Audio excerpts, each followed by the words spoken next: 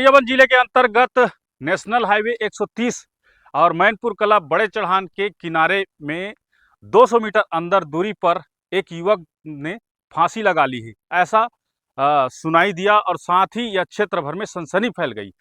वहां की ground report निकालने के लिए हम यहाँ मौजूद हैं। नमस्कार दोस्तों, मैं हूं राधे पटेल, आप देख रहे हैं न्यूज़ वेब छत्तीसगढ़ी चैनल। तो ये जो मार्ग आप देख रहे हैं, ये जो मार्ग है लगभग आसपास के इलाकों के लिए ये पिकनिक स्पॉट है और ये नेशनल हाईवे से लगभग 200 मीटर की दूरी पर है।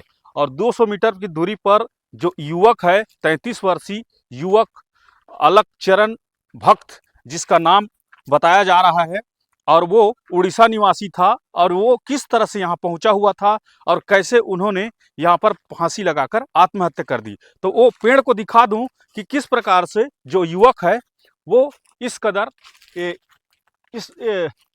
इस तरह से ये पेड़ में ये जो डंगाल आप देख रहे हैं, ये ज़्यादा दूरी नहीं है। यहाँ पर उन्होंने रस्सी को बांधा हुआ था और यहाँ पर उसका जो गले को यहाँ पर बांधा हुआ था और इस पेड़ में उसने आत्महत्या कर ली। आत्महत्या के बाद जब ग्रामीणों को पता चलता है तो ग्रामीणों ने पुलिस को सूचना दी। सूचना देने के बाद पुलिस यहाँ पर पहुंची और पुलिस पहुंचने के बाद जब उसके जेब को खंगाला गया, तब उनका जो आधार कार्ड है वो दिखा। तभी पता चला कि वो उड़ीसा निवासी अलख चरण भक्त के नाम से उसे शिनाख्त किया गया। और तभी उनके परिवारों को सूचना दी गई और सूचना देने के बाद उनके परिवार पहुंचे और उनके परिवार पहुंचने के बाद पोस्टमार्टम कर विधिवत उनके शव को उनको सौंप दिया गया। तो बता दें कि ये सुनसान का इलाका है और लगभग नेशनल हाईवे 130 से 200 मीटर की दूरी है।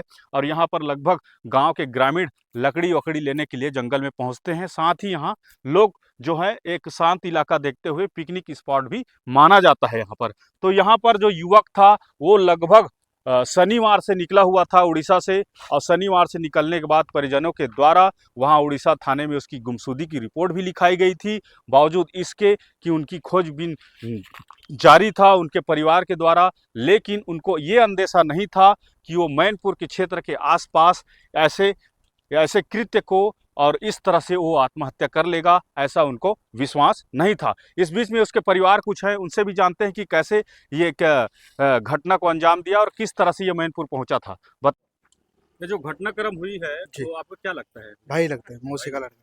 अच्छा, कब से निकला हुआ था? ये शनिवार को 12:30 तक निकल गया, ड्यूटी समाप्त करके।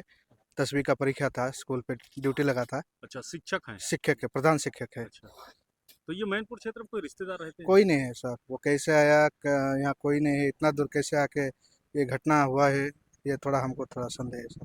अच्छा, कितना दिन हुआ था घर से निकले? हो गया शनिवार से, मतलब लगभग 4 दिन से ऊपर हो गया सर। 4 दिन से? 4 दिन जी। 4 दिन से लापता था, जी। इसके लिए आपने किसी तरह से हाँ, हम उड़ीसा पुलिस में दिए थे सर, FIR दिए थे। अच्छा, और छानबीन भी पुलिस वाले कर रहे थे और हम लोग भी कर रहे थे, पता नहीं मिल रहा था सर। आज छत्तीसगढ़ पुलिस मैनपुर डिवीजन के साहब लोग फ़ोन किए तो बॉडी मिला है। तो इस तरह से एक परिवार को और उसके परिवार वालों ने एक पेशे से शिक्षक को खो दिया, क्योंकि उन्होंने ये मैनपुर के नेशनल हाईवे 130 200 मीटर दूरी पर उन्होंने आत्महत्या कर ली।